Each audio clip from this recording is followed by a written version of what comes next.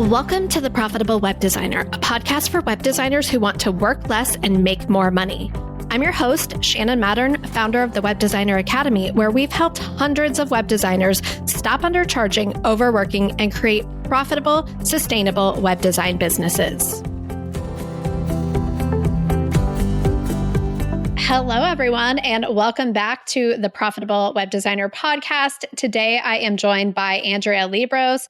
She is the big thinking expert for high-achieving women entrepreneurs, and she helps these bold, ambitious women, just like the ones listening to this podcast, make the shift from thinking small and feeling overwhelmed in business and life to getting the clarity, confidence, and freedom that they crave. She is the best-selling author of She Thinks Big, the entrepreneurial woman's guide to moving past the messy middle and into the extraordinary, and host of the She Thinks Big podcast. Andrea, welcome to the show. Thank you for having me, Shannon. I cannot wait to talk to you about all of this. But before we get into it, can you just tell our listeners a little bit more about you and your background? Sure. So me and my background. All right. So I, on a daily basis right now in 2025, when we're recording this, I work with women all over the world who I like to call unapologetically ambitious women who own businesses, their own business, and who want to, they have that energy to them and that excitement that they want to go do big, exciting things. And I really help them create a business that's results driven, that's definitely revenue driven. They all do want to make money. Even if they tell me they don't, they really do. But they also have a life. It sounds very cliche, but 99.9% of women who own a business got into it because they were good at something or they were passionate about something. And they also had this thought like, hey, owning my own thing, I could make my own schedule, manage my own time. The world's my oyster, my revenue could be, I could bring home as many dollars as I wanted to bring home. So I like to say that we come into it looking at your business. However, I am also a kind of life balance architect, and we put that is part of the mix. So one of the things I offer is a kind of, it's like a coaching / mastermind. And the name of that, I call that Runway to Freedom. And the reason I call that Runway to Freedom is because everybody wants more time, money, energy, being around the people they want to be around. And that's all fair game. Like that's all about what we're talking about. So that's kind of what I'm doing now. I mean, where I came from, that's a whole other story, but Ooh, let's dig into where you came from, because typically what I find is that we teach the thing that we had to create for ourselves along the way. Yes. So what led you to becoming a life balance architect and coach for high achieving women who are unapologetic about wanting really big things? Yeah. Don't you love that? Doesn't that feel like so good? So good. All right. So here's the backstory. So the backstory is for about 10 years, I worked for a company where I was doing what they were calling recruiting, hiring, and training.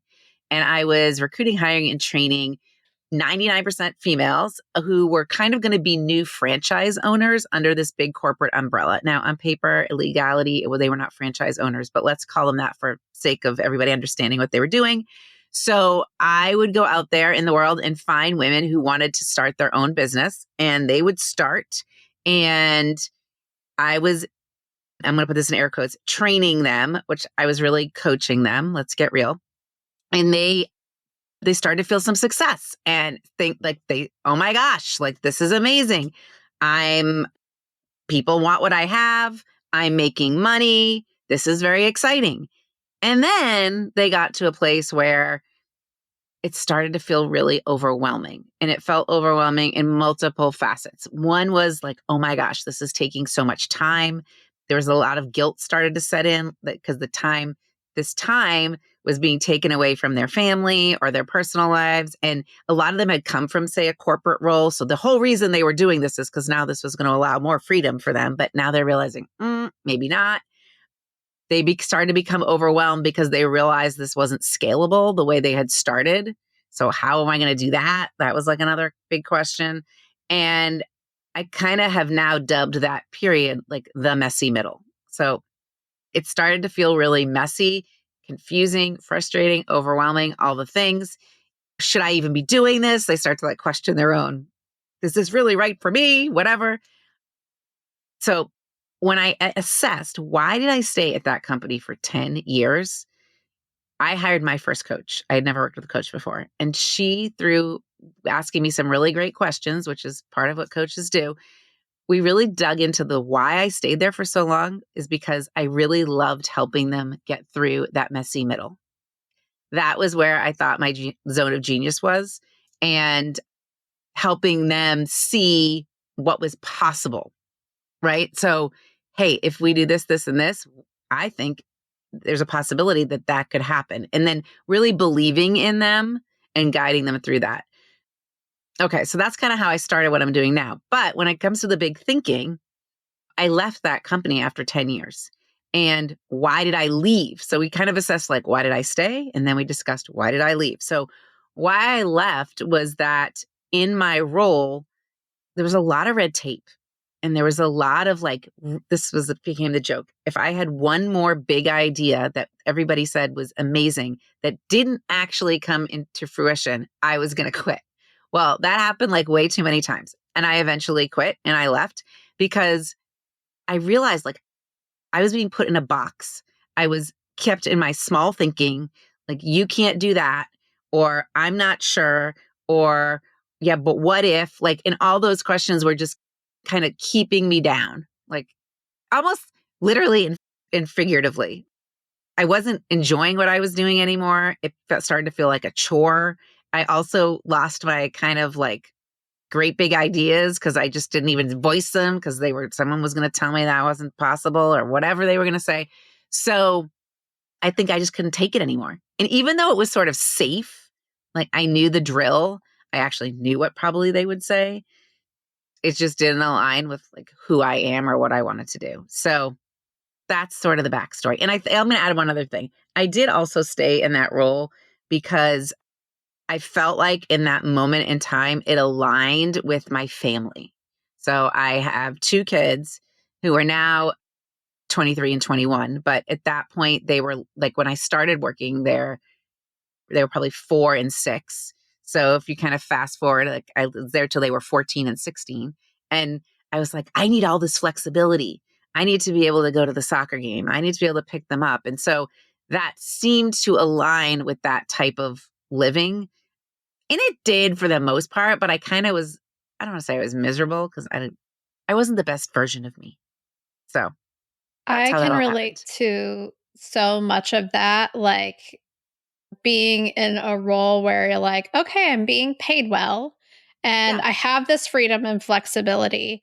And also, I feel numb. And is this it? And is this what life is? Yes. And the same kind of thing where it's like, I described myself at my corporate job as like entrepreneurial. Like I Yeah. wanted to Yes. change things and grow things and break the mold and do things differently, and constantly being pulled back to like, well, but that won't work with this one tiny scenario here. So we have to keep things status Mm-hmm. quo the way that we've always done them, or running into the corporate culture or Right. whatever it was that just made it so that you're constantly like your creativity is just constantly being Yeah. stifled and stuffed down. Mm-hmm. You got it. And so yeah, like you, I'm like, I want to take all of my toys and go play over here where I can like make all the rules Yeah. and do Yes. all of the things. But also that, like you said, there's a challenge to that. There is a messy middle of like Mm-hmm. being that kind of person, but then also the reality of changing from what you're used to in that corporate role as the employee to Mm-hmm. Mm-hmm. being able to go be bold somewhere else. And I call it like the thing that I see with web designers in my audience is like they bring that employee mindset with them into their business and then they can't Yes. figure out how to do the thing because they're kind of trapped in that conditioning. Yes, 100%. Like I'm working with a client right now and she has left her corporate role and where she was really like second in command actually. When she was pretty high up there and she's doing her own thing now, but she was in this thing where she always had to kind of justify to the number one person why she was doing something or how she was approaching it. And I've noticed, we just had a conversation about this yesterday, in her communication with even prospective clients, she's always trying to justify versus just asking the question or being bold about something. And I pointed that out to her. She said, you know what? You're right. So, but that's kind of just like you've been trained that way. So we have to untrain that. We have to untrain it. And sometimes I'll like repeat back to her, like, you said this. How about we say it like that? She's like, oh, yeah, that's way better.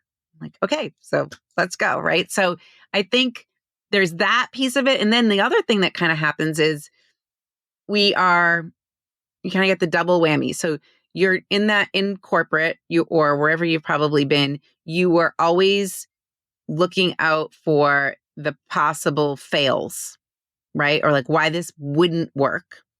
And then human nature, just by the way we're wired, and we could get all neuroscience-y, we are trying to avoid danger and stay in safe places and make things efficient. There's something called the motivational triad, which I talk about a little bit in my book, but we're motivated by safety, efficiency, and comfort, right? So as an entrepreneur, it's none of those things. It is not safe nor comfortable, right? Nor sometimes efficient. So your kind of previous conditioning for work and just human nature together kind of have this double whammy effect where I see entrepreneurs not giving enough, I call it airtime, to all the things that might happen if this worked, or if I say you giving equal airtime to the amazing possibilities and the greatness that could come from this.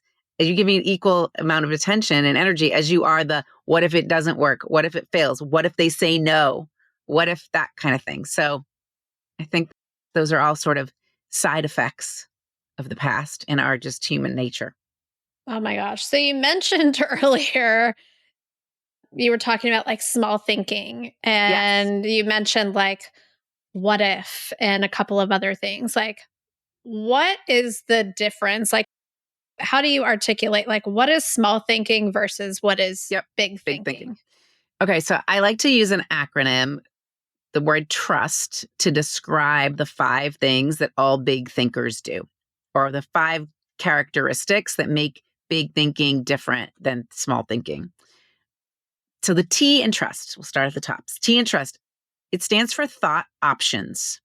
Okay. So your people are very visual. So let's choose a visual. So you're at a wedding and there's a waiter and he or she, we'll call it she, walking around with a past hors d'oeuvres tray and says, take one. And you kind of look down on the tray and you think, do I want the bruschetta? Do I want the shrimp cocktail? Do I want the spinach square? Like, what do I want? Right. So I like to think of the way our thoughts as we've got options. It's which thought am I going to choose off the tray?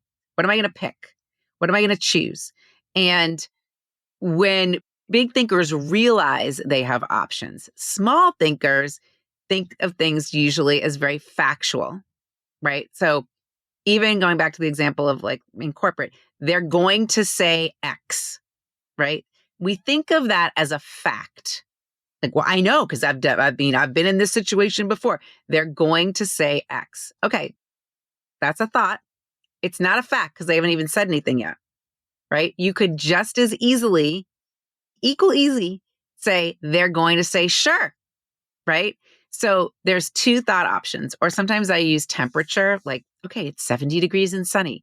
So you might think, great, it's 70 degrees and sunny. It's a beautiful spring day. Let's be outside. Or you could think, yeah, today's the day I have to be inside all day long.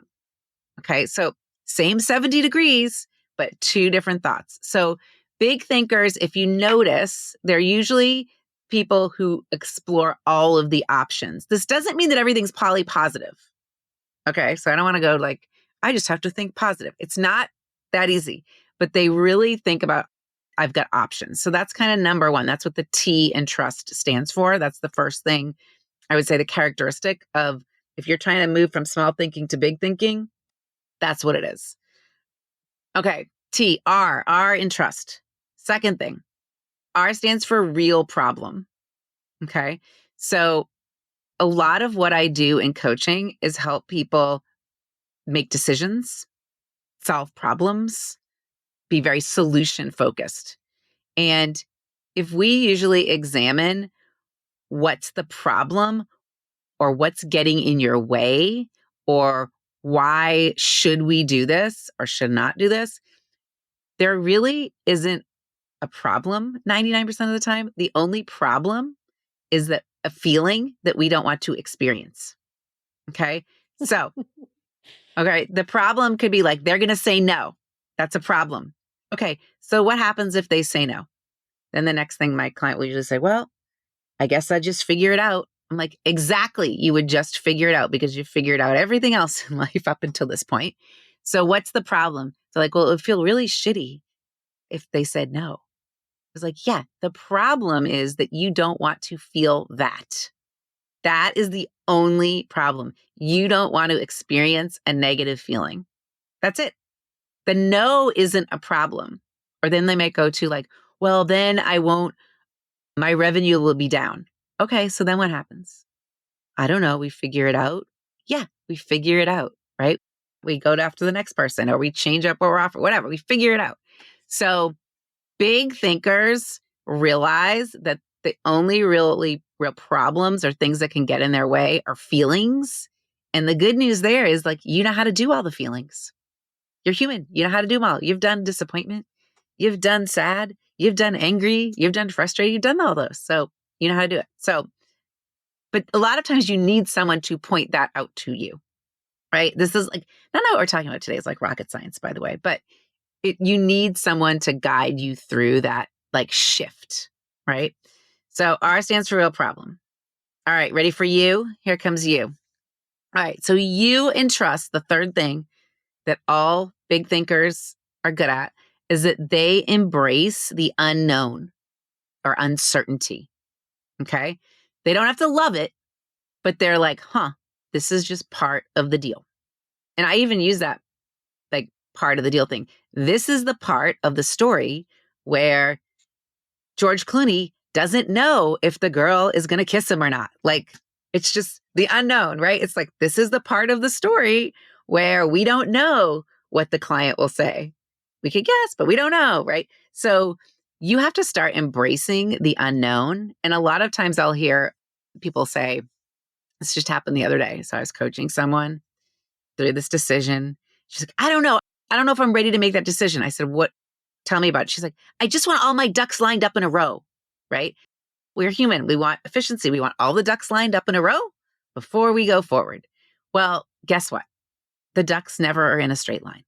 Even if it looks straight, it's not. So waiting for the ducks to be lined up in a row, not helpful. Also, I hear, I'm just going to think about it. Like, Shannon, that website looks beautiful. I mean, it's exactly what I want. Thanks for sending over the proposal. Now I'm just going to think about it. Okay. So I always ask when I get that, I ask for permission. Can I put my coach hat on for a minute? Sure. Tell me, because what I do a lot of times is help people make decisions. I'm just curious, what exactly are you thinking about? No one has a great answer to that. Well, I mean, I'm just going to look at the bank account. How much is in the bank account? You already know that. I know you know that. You wouldn't have gotten on the call. Well, I mean, I'm just going to see if this other job comes through and then I'll decide. You don't have that job and you already called me to help you. So do you really need to wait till you know that job comes through? Right. So really what's happening is our brain is like kind of like an old school Rolodex. I'm dating myself, but it's going through and it's like looking for evidence. Should I do this? Should I not do it? Should I do it? Should I not do it? And because it doesn't like that uncertainty. So it wants to have all the ducks lined up in a row. Okay. So U stands for embracing uncertainty or the unknown. Got to get good at that. S. S is probably the easiest thing that big thinkers do or know, in that it stands for securing support. Okay, so I don't know anyone out there. You can tell me if you know someone. I don't know anyone out there who we would probably deem, and put it in air quotes, successful, or they've made it, or well regarded, a thought leader, an expert, who doesn't have some sort of support. And this is like support that helps question them, that sort of serves as their board of directors. It's that kind of support. It is not your mom telling you you're amazing, because she's always going to tell you that, probably. It's not your spouse saying to you, like, whatever you think. Okay. We're not talking about that kind of support. Those people, their job is to love you. And let's just keep them in that like love you category. You need someone that's going to be honest, that's going to be able to, I like to say, like, read the label. You're stuck in your peanut butter jar. Like, you're so sticky in there that you can't even get your head up over the rim to like see what's going on out there. So you need someone to help you read the room, give you the possibilities, be a sounding board, be a personal board of directors. At big thinkers, they all have support. So that could be a mentor, it could be a coach, it could be a consultant. It is not your mom, it is not your spouse. So there's that. And then T, the last thing that all big thinkers know or do is that they take action. Okay. So I'll even qualify that. They take massive action. That means they do something, like literally do something that probably is uncomfortable. Okay. So I sometimes have prospects say, I'm just doing all the things. I don't even know. I don't know why this isn't working. What are you doing? I mean, I have listened to every podcast out there. Right. And I mean, I'm a big believer in podcasts. I have my own podcast. It's called She Thinks Big, just like the book. I'm here on Shannon's podcast. Okay. So I love podcasts, but it's time you stop listening and you start actually doing something, like doing it, not just taking notes, even actioning it. Okay. Books. I've read all the books. I mean, I wrote a book. I like books, but you can read the book all you want, but are you doing something? So I have a workbook, and I created this thing I call it the Audio Coach Companion, and you can get it on my website. It's a download, and it's like talking to you to help you try to do the work from the book, because I know people will read it and be like, that was so good, but then nothing happens.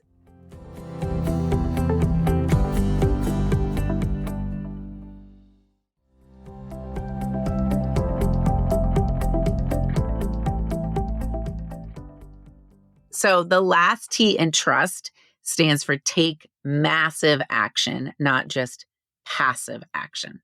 So thought options, real problems. There is no real problem. It's just a feeling. Embrace uncertainty and the unknown. That's the U.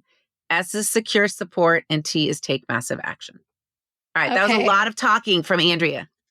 I was like enrolled in all of that as you were sharing all of that, just nodding along, because one, I'm thinking about the version of me 10, 15 years ago. For sure, small thinker, believed everything I thought to be true, always just wanted to avoid feeling bad, wanting everything to be certain, lone wolfing, thinking I could do everything on my own, and loved to just consume content and learn.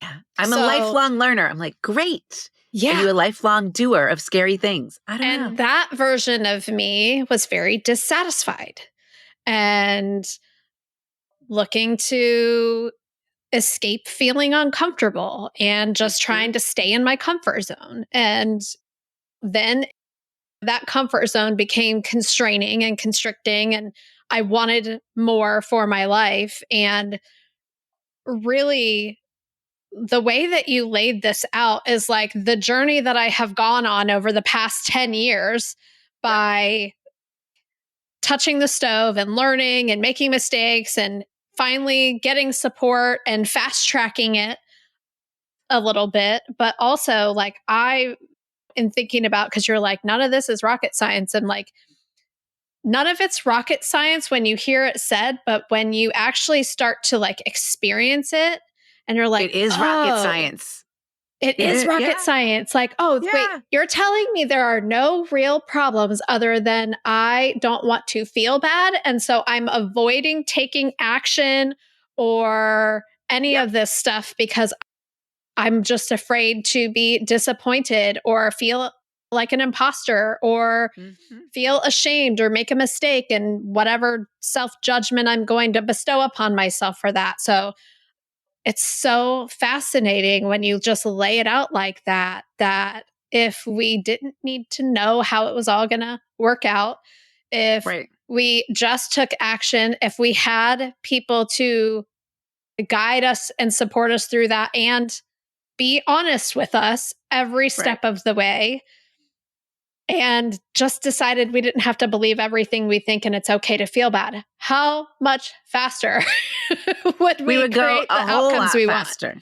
I mean, there's that whole saying like you can go it alone, or what's it? You can go it alone, or you can go fast with You someone. can, What's yeah, that? you can go fast together or you can go slow alone or Slow something alone. like that. Right. I Right. don't think And that's exactly it either, but but you know what I yeah. mean. So So the way there's that you laid that out is just like, that's it. yeah, that's it. And I think when my clients come to me, I do have what I call like a think big framework. So we do work through somewhat of a process, but I meet them where they are, and there's some version of those 5 things that they're currently in or believing. And it's almost like when you clean up that thinking or that approach, that's when things start to go faster. But you really can't do that alone. I mean, I'm guilty of like I can't do it alone. I need help. I have coaches, I have people, right? So because your brain wants to go back to that safe, comfy, and efficient. And there's nothing about owning a business that's safe, comfy, or efficient at all. And it's very hard to scale, even, right?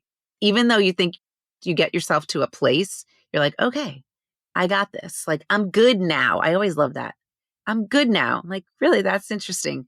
So, when are you not going to be good? Tomorrow. Like, you're not going to be good tomorrow because if you're ambitious, like your listeners are, right? You're going to want to be like, okay, what's next? What's next? But I think in this whole mix of things is that whole finding freedom too, right? So you can't be going 100 miles an hour all the time. So knowing when to slow down, when to pause, when to reassess or reevaluate, like that too is big thinking. Big thinking isn't always like full steam ahead. There's an element there of settling into who you are. And I like to say that this is when your actions have to align with your vision. So the first thing I do with new clients is I take them through a process called a vision into action intensive, where I help them extract and go pretty deep, deeper than they've probably been, on what their vision is for where they want to be or who they want to be and how they want to feel a year from now, 3 years from now, 5 years, 10 years. And that's hard sometimes because people are like, I'm just trying to get through the day. Like, I thought, Andrea, that you could help me just get to tomorrow, right? And be about, okay, totally, I can help you get to tomorrow. But I also want to know that the action that we're taking today just to get to tomorrow is aligned with where you want to go, right? So you've got to hold that vision as like the North Star for telling yourself or guiding yourself on a daily basis. And in the book, I describe what I call a strategic pause. So, like, for example, engaging in that vision to action intensive, it's a chunk of time one day. I mean, it's like your day. And people say, I don't have time for that now, or when the kids go back to school, or whatever, whatever.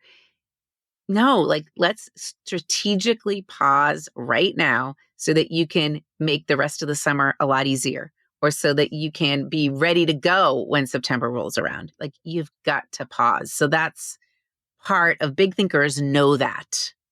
And I don't know. Yeah. What do you think of No, that I was just idea? saying I was just thinking it's so interesting because it's like, yes, there is like taking massive action and not passive action. Hmm. And allowing bad feeling, like not like, oh, it's just going to feel like crap all the time, but like not needing to avoid feelings and all of those things. Right.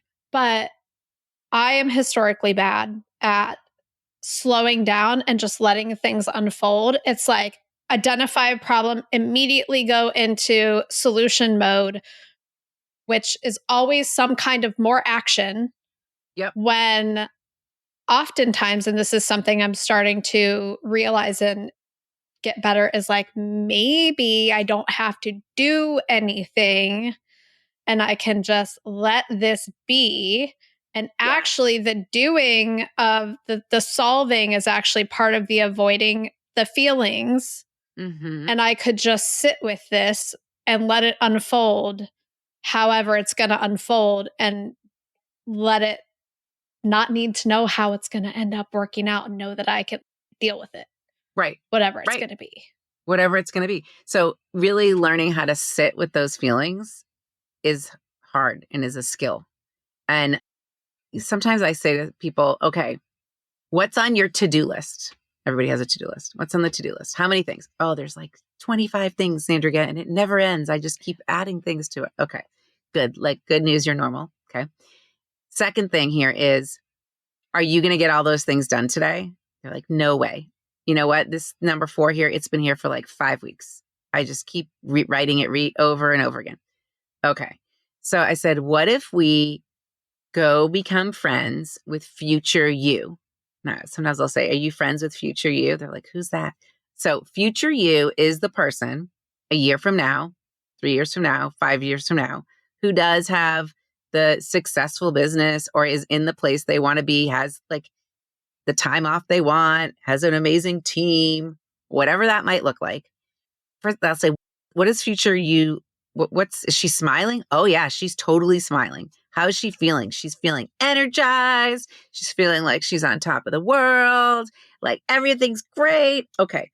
So let's go talk to future you and ask her what things on that to-do list you should do today. Let's go ask her. So then I'm like, okay, go back to your to-do list.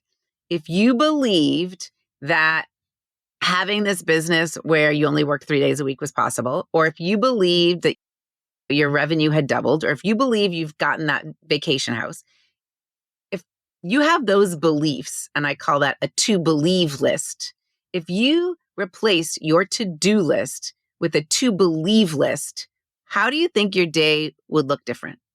How do you think you'd feel? Would it be different?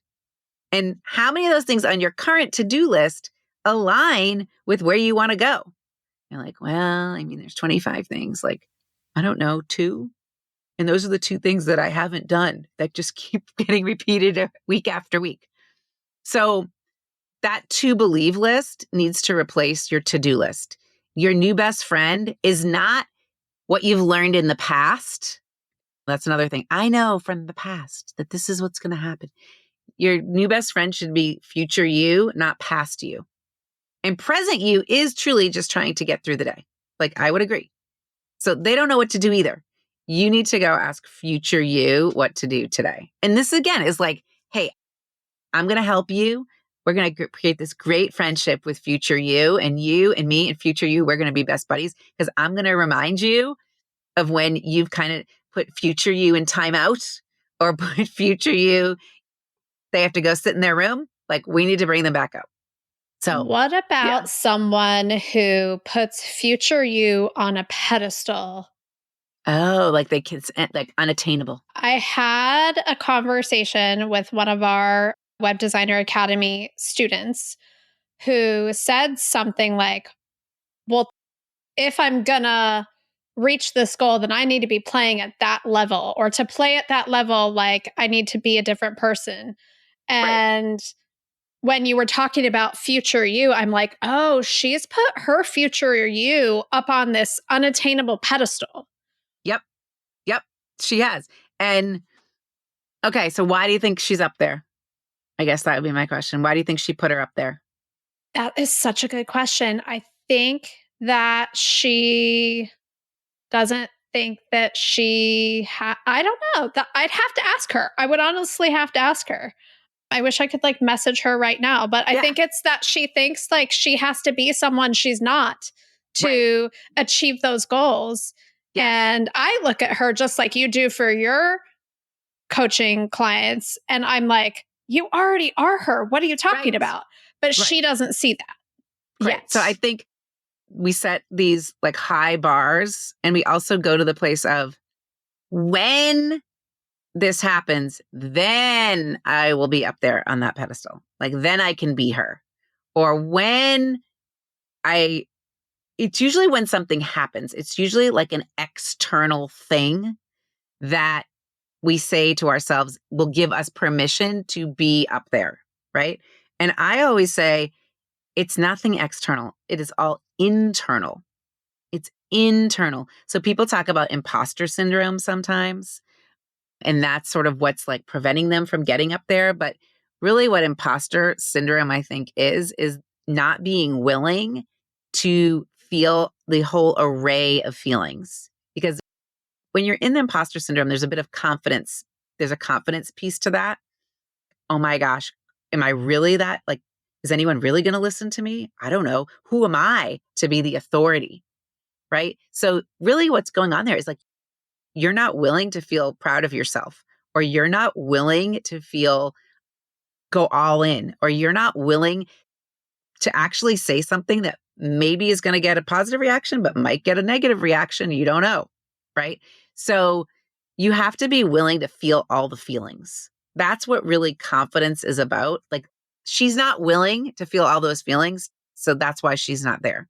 And she thinks that when this thing happens, then it's going to be great. Right. So, I mean, I hate to break it to you, but that's not it.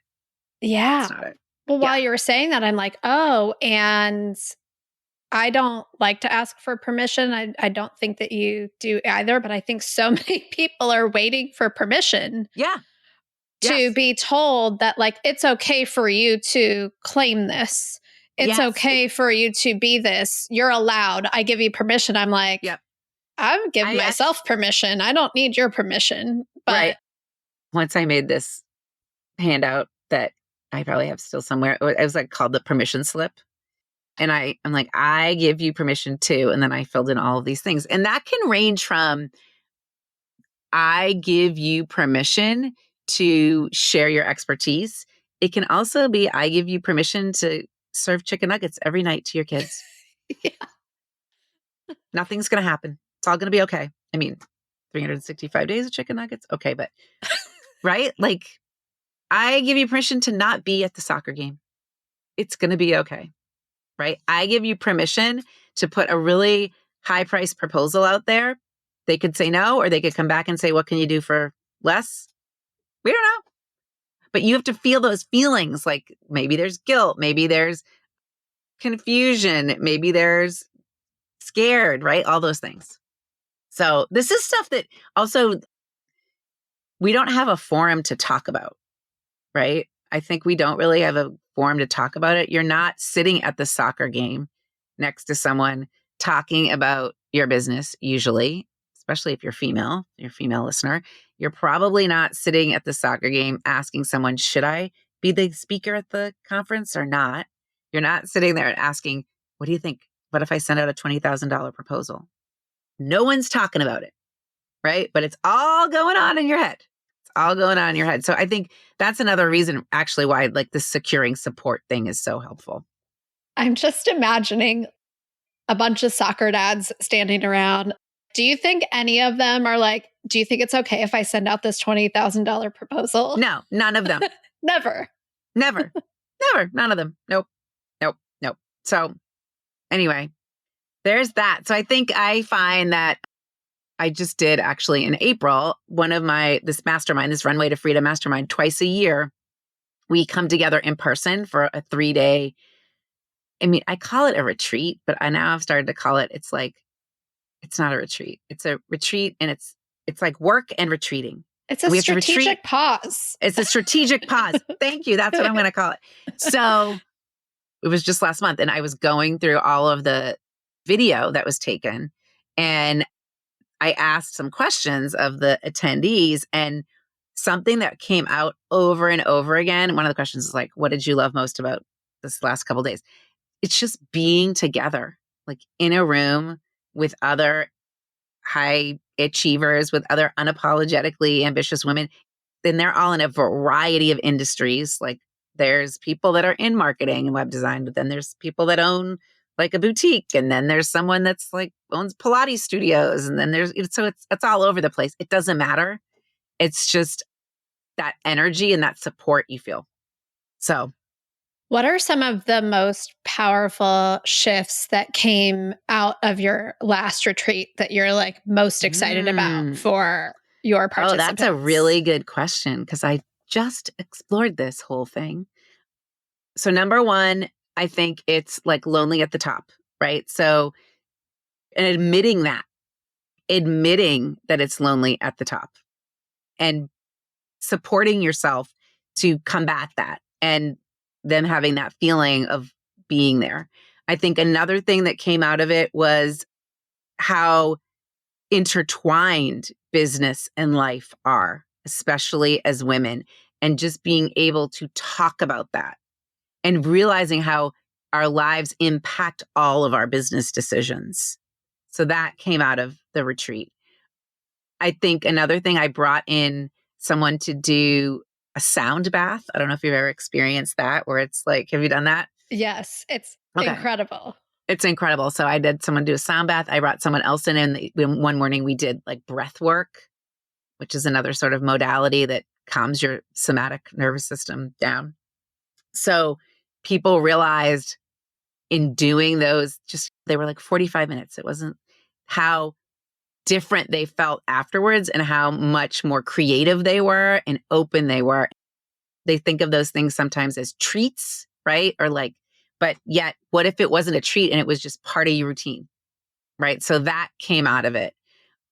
Another thing that came out was sometimes they say, like I've heard people say about me, it's like I'm like tough love with a smile. So just having some honest, like someone call you out on things, how important that is. That came out of it. And then I think I had them do an audit. And that word can kind of be scary a little bit. And sometimes people don't like that word, but we did a time audit. So we explored, what are you doing with your time? That seems super obvious, but what comes out of that is like, it's kind of cliche to like track your time. But how I come about it is how you manage your time is really a reflection of how you're managing your mind. So we weren't just counting up how many hours you worked on things. We were kind of really exploring what's behind all of that. So how you manage your mind is a reflection of how you manage your time. We did a money audit, right? People don't like talking about money, but money was like a fair game topic. And that was kind of refreshing for a lot of people having that. We did money, time, energy. We did an energy audit. Like, where is your energy going? Literally, not just like, where does it go? How do you create more of it? And then we did a people audit. So who are the people that you're surrounding yourself with? Who's on your team? Do you really like these people? Do they still fit what you're trying to do? So that's having that strategic pause to filter through those things. And I say to them, do not come to this expecting to dive in to your nitty gritty daily work, right? Come to it expecting to dive into more of your CEO energy, right? And come into it. I like to say that if the business were a person or if it had a vote, like what would it vote for? What would it say about how you spend your time? What would it say about money? What would it say about it? So I have a client whose business is called Core Fitness. Okay, Core Fitness. So and her logo is like an apple. So I always call her business, if this was Miss Apple Green, because like, didn't Gwyneth Paltrow name her kid Apple? So the first name is Apple and the last name is Green. If Apple Green had a vote, what would Apple Green do? So that was kind of another thing that came out of it. Everybody kind of came out of it thinking about their business as a person and giving it a name. And that really gave us a lot of clarity. So I do those twice a year as part of the mastermind. And it's really a highlight of the whole experience. That sounds fascinating. And just thinking about, like, I've experienced a sound bath and felt like I'd slept, like I Yeah. hadn't slept, but coming out of that experience feeling so rested. Hmm. And just that is the kind of like energy to bring Yeah. into like doing this deep work. And you were saying how your mastermind members say that you're, what did you, tough with a smile Tough or love with a smile. Tough tough love love with a with a smile. smile. I've heard Kind of that. like tell it like it is.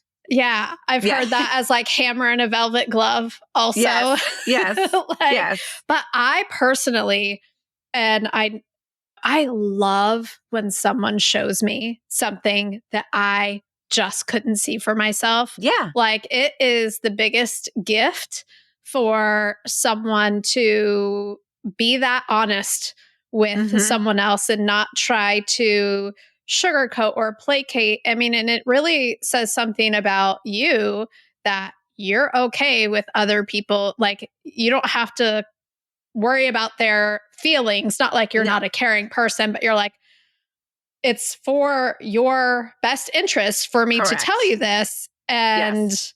I it's always not say about like me fearing that you're going to be upset with me or anything no. like that. No. And I think, like, I like to say, I can see what's possible for you before you even see it. So part of my job is holding that vision for you. And you may not believe right now that whatever can happen. You might not believe that the person's going to say yes to the $20,000 proposal, but I'm going to hold that belief for you, and you can just borrow on my belief right now. You don't have to believe it, but I'm going to believe it. You want to borrow it? Great.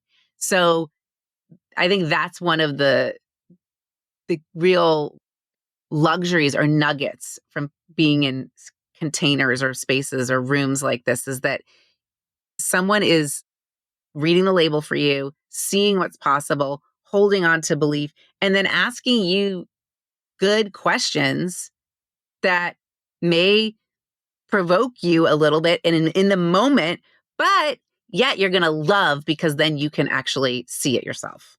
So that's that. Such a good, I love this conversation. I could talk to you for 2 more hours about this. Everybody else might fall asleep. We might have to just cut it and do another episode. But luckily, you have a podcast and a book I and do. places that we all can go to like dive deeper with you. So, can you share more with everyone where they can go to learn more about you, your Yeah. podcast, your retreats, your work, Yep. everything that you do?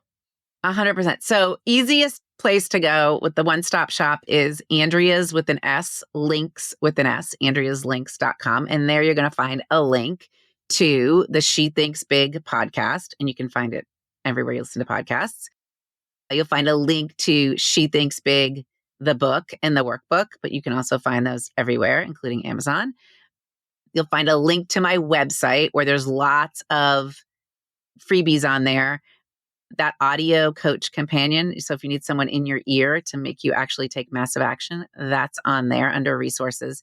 And there's also a quiz. And I would encourage you to go take the quiz because it's going to kind of give you a sense of where you are in this type of work. I think as entrepreneurs, we get so stuck in the action line that we don't necessarily spend enough time in the thought line and certainly not the feeling line of how we're feeling about things. So go take the quiz. You can get it at andreaslinks.com. And then it'll actually dish out to you some personalized assistance. Beautiful. So, I have Yeah, one last question that I ask sure. everybody that comes on the podcast. And that is, what belief about yourself did you have to change to get to where you are today? Mm, that's a good one. I think I had to change the belief that, I guess I'd say two things. I mean, one could be really deep seated in the sense of, I think growing up, I hope my parents aren't listening to this. It was my brother that could do all the things. It was. So I can do all the things. So that's kind of a deep seated one. But I also think that now, as more of an adult and a business owner, I had to change the belief that I had to know everything before I did something. And I don't need to know anything because I will figure it out when I need to. And that just helps me I can say, what's the next best step? Just one step at a time. So there you go. So good. That is the perfect place to wrap up this episode. Everyone, go check out Andrea's links at andreaslinks.com to get links to the podcast, the book, the quiz, all of the things. Andrea, thank you so much for being here. This was an awesome conversation. Thank you for having me. It's been a pleasure. Hey, so before you go, quick question for you. Have you been listening to the podcast for a while and are curious if the Web Designer Academy is right for you? If that sounds like you, request an invitation to our next open house where you'll get to attend our next live strategy call and then take a tour of the program with me and get all of your questions answered. All you got to do to get your invitation is go to webdesigneracademy.com/open house, fill out a quick form telling me more about your web design business and your goals. And if it looks like I can help, I'll send you a link to join us at our next open house. Zero pressure. Zero commitment, just a chance for you to check it out and see if it's the right fit. To get the date and time of our next open house and request your invitation, just go to webdesigneracademy.com/open house. That's webdesigneracademy.com/open house. This podcast is part of the Sound Advice FM network. Sound Advice FM, women's voices amplified.